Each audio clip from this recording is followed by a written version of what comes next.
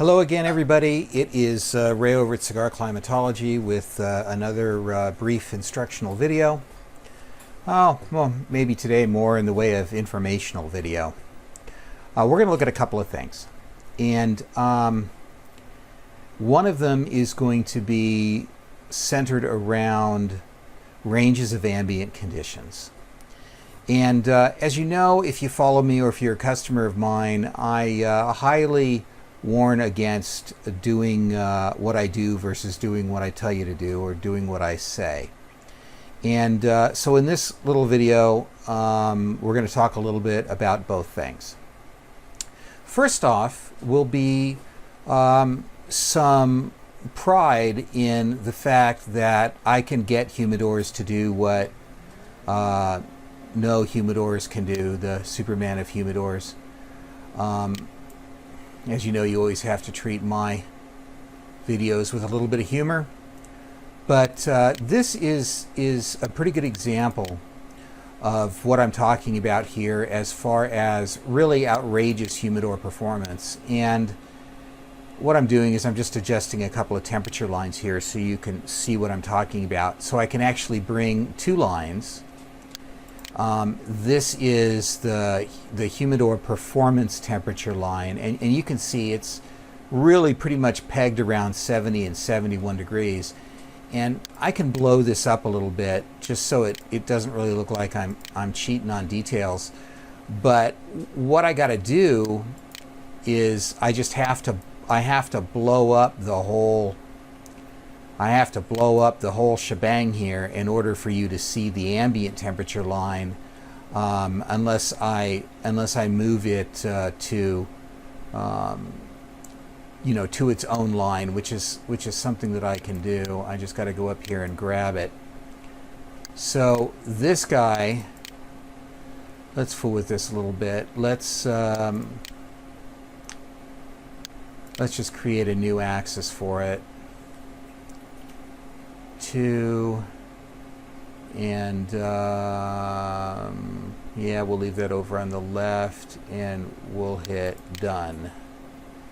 Apply, done. Okay, so maybe we've helped this along a little bit. Let's just take this axis and move it down. Move it down. There we go. So now what we've got is we actually have two separate axes for the temperature.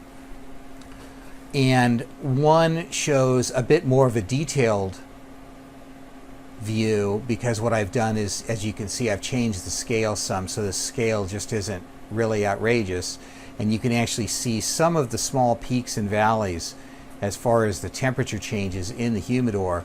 But if we go ahead and we grab this line, I mean, you can really see that, okay, so here's a peak and the temperature is 70.8 in the humidor, and here's a valley and the temperature is 70.46. So we're not really meeting here our strict temperature goals of 70 degrees Fahrenheit, okay? But let's look at this line. I mean, right here, where's the peak? I'm almost here at 96. It's 95. It's 95.81 in the shop. And I mean, I don't know about to you guys, but to me it's just, it's incredible. I basically have a 26 degree delta between the CIGARS, which are basically kept at 70 degrees. Let's even call it 71 degrees for the sake of fairness and argument. And this is still the stability that I still have in this humidor. Let's pull this down here real quick. Let's do a 1 hour average. Let's do average temp on this line and hit OK. And the average temperature here,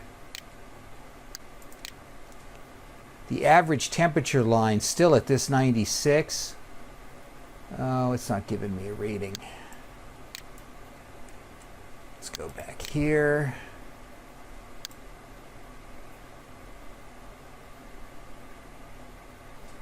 Temperature RH. Oh, average RH. Where's my average temp?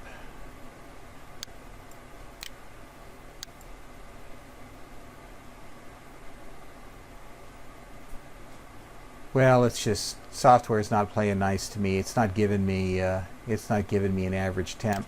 But let's say it coincides with this down with this lower temperature here. So, you know, the average temperature is still ranging at about 70.4 degrees. And again, this is, you know, this is at 96 degrees ambient temperature. So, you know, I work hard on trying to create stable microclimates for my humidors, and I'm pretty proud of how this new generation of cooler is working out. Now, if we go down here to the relative humidity line, because of course this is really important too, and we look at this a little bit, we do have, you know, a bit of a drop here when it comes down to cooling the coolers, and as you can see, as the as these lines pretty much coincide with the high in temperature. Okay, which means that this is essentially the initiation of the cooling cycle. So we get a drop down here, maybe down to about 56 RH for some period of time while it's actually cooling. Let's examine this a little closer for the fun of it, and we can do a little bit more analysis of this. If we take between the two averages.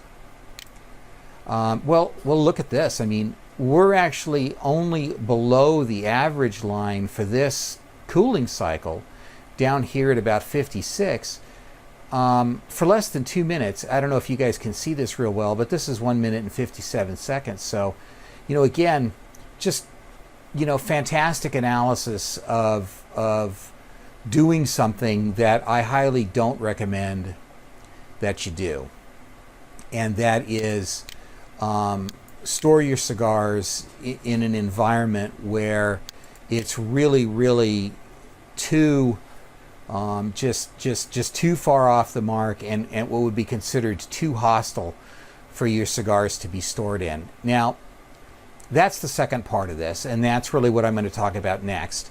I've recorded some video the other day of actually a humidor failure. And it was my test box, believe it or not. And I'll voice over that. The reason why I have to voice over it is because, like now, I have my fan running here in the shop, and the fan unfortunately was blowing right on the video recorder, and so the video quality is just terrible. But let's go over and take a look at that voiceover, and I'll try to splice these things together.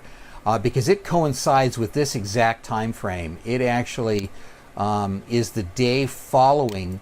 The humidor probably failed sometime that day in the 96 degree temperature, and when I came in and found it, actually it was about 92 degrees inside the humidor. So let's go over and take a gander at that, and we'll get some laughs. Thanks for following along, and thanks for watching. Adios.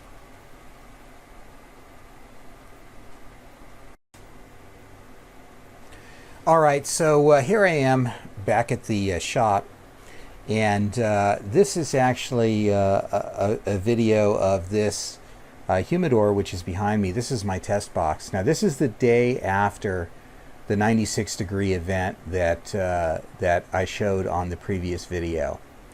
And what you can see here behind me is the open test humidor. And if you'll notice above my head, I'll probably focus in here in just a second, that I actually opened the humidor to cool it off because it was simply carrying heat over from the previous 90 degree day. Now, when I walked in, I mean, as you can see, it's actually still pretty warm in here. It was, I don't know, 88, 90 degrees, about 88 degrees, I guess, the day that I shot this. And I'm just wearing my bandana. I wasn't really planning on doing any video work. But I came in, I turned around and looked here over my shoulder and saw that my test humidor was plus 90 degrees. And this humidor, you've probably seen me demonstrate before. This is a humidor that I control externally with this simulator.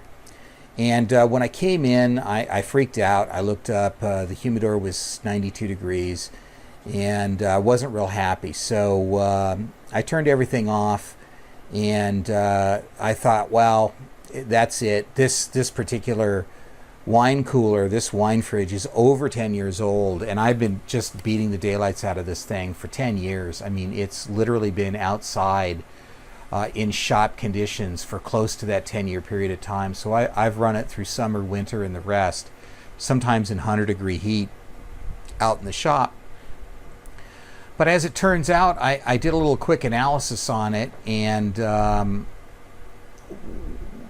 since I've built so many of these and I've done so much of this, I got a pretty good indication of what parts break and what parts don't break. And like I said, I thought I cooked the cooler, but I didn't. And I went back and I manually switched the cooling for the humidor on and off, and I grabbed the control relay in my hand, and when the control relay, I felt no, heard no audible click, felt no mechanical click of the coil and the contacts closing, I basically deduced that that I didn't kill my cooler, and what I actually did was I fried I don't know, a $10 part, the relay. So what I did was I just scrounged around, picked myself up another one. I've begun to phase these relays out with the new generation 13 design. But I still have these in stock. I still have a number of them for the previous generation coolers, and so I plugged a new one in, but now I have a problem. Now I've got basically a humidor filled with 90-degree cigars or 87-degree cigars with a set point of 70 degrees. Now I got ahead and I moved this thing down some so that you could just see a box of cigars that was in there. And what I was talking about here is what we don't want to do is really shock the cigars back down to a certain temperature. They increased in temperature and increased in humidity gradually as the humidor failed. So it was, over quite some period of time that the cigars were then adjusted from their cold point to their warm point, and that's kind of important so that we really don't generate any condensation on the cigars. Plus, the cigars were in a sealed box. All of the cigars in this humidor are in closed boxes. So what you don't want to do here is you don't want to move the cigar temperature at such a rate such that you create condensation on the cigar, and that's something that you can do when you rapidly adjust temperatures, either from high to low or low to high, depending upon the actual temperatures that you're moving and the temperatures of the cigars. You don't want to create an environment where too much absolute humidity exists, such that you dip below the dew point and actual create condensation in with your cigars. So what I'm doing here is I'm just giving you a little demonstration of what I did to bring the cigars back up or back down to my desired temperature after this failure. So what I'm doing here is I'm just setting the set point for a higher temperature. And I went ahead and I set that temperature at 80 degrees here. And what I've also done, since this humidor works with this simulator, is I've manually switched it on. So I've taken it out of an automatic control, and then I've gone ahead and I've adjusted the set point up to 80 degrees, and we're going to just see what happens. We're going to prolong the cooling of this of these cigars, pretty much ignoring the relative humidity at this point in time, just like we were to get these cigars in the mail today and they were sitting on the porch at 90 degrees. So we're going to just gradually move them back down to the temperature that that we wanted them set at.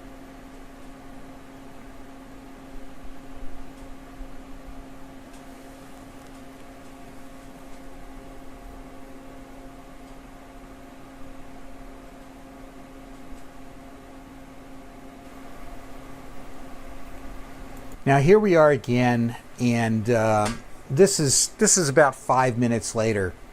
And if you look up at the controller over my head, you can see that we've gone ahead and we've actually adjusted the temperature down in a few minutes here, down to about 84, 85 degrees Fahrenheit. And like I said, we've done this manually. You can see that the top switch in the number 1 position is still in manual mode. So I've gone ahead and I've worked the temperature down on this guy just a little bit. Now, what's the gist of the conversation that we're having here? The bottom line is, and what I'm trying to impart to you here is, when I tell you that it's not really wise to store your cigars in extreme ambient heat, these are the types of failures that you can get, of course, not with my equipment. And this is literally the first relay that I've had fail in 10 years of doing this. But it's simply because the high temperature ambience has probably just taken a toll on it.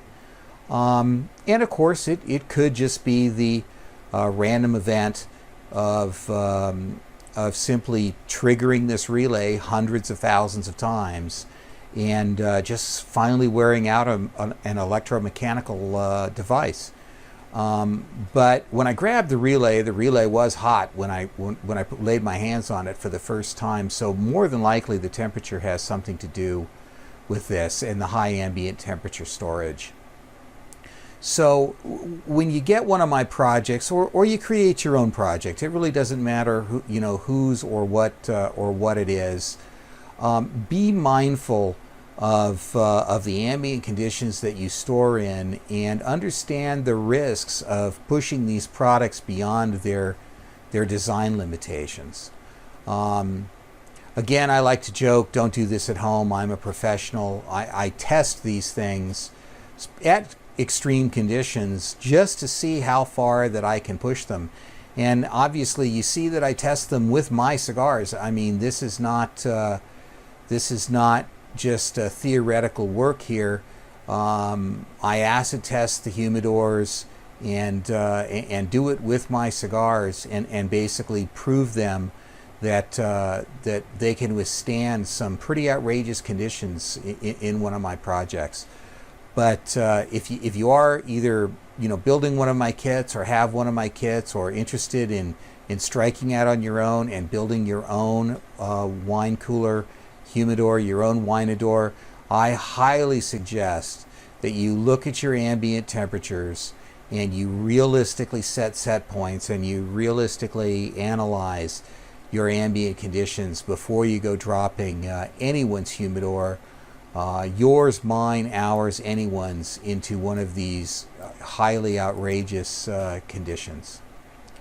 Thanks again for watching, and sorry about the native audio on this video. It just didn't work out, but I hope you've enjoyed the show anyway. Thanks again. Ray for Cigar Climatology.